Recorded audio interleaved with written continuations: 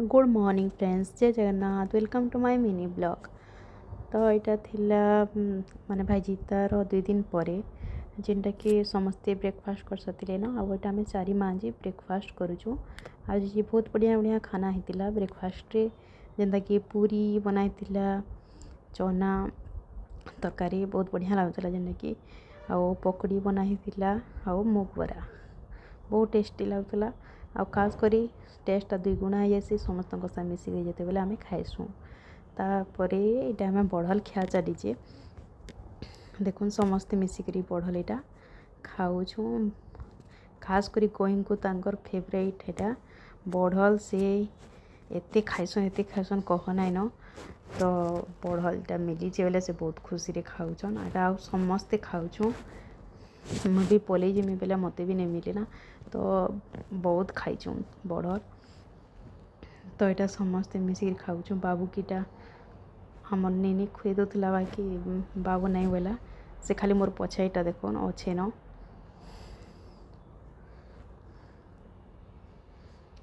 तापर यहाँ संध्या टाइम जेनटा कि आमर भजन कीर्तन चली सब भाई बहन सब मिसिक। बाबू यहाँ कहीं जीतला फिर आसला आ शाश्वतर कीर्तन देख बढ़िया बजाऊे एंतार मैंने ताके बहुत इच्छा इंटरेस्ट अच्छे प्रति भजन कीर्तन। आउ इे आमर भजन कीर्तन चली मोर बुढ़ी नानी इे खाऊला, ताके खाना दिया बेले आमर देखी देखी से खाऊला। खाना तो आजिकल बेसी नहीं खावान, तो गोटे प्लेट एडा सब दिखाई तार खाना टिके न खासी, फिर राति टाइम ना बहुत कम खासी। तो यहाँ भजन कीर्तन चली छुआ मान गाना बहुत भल लगुला।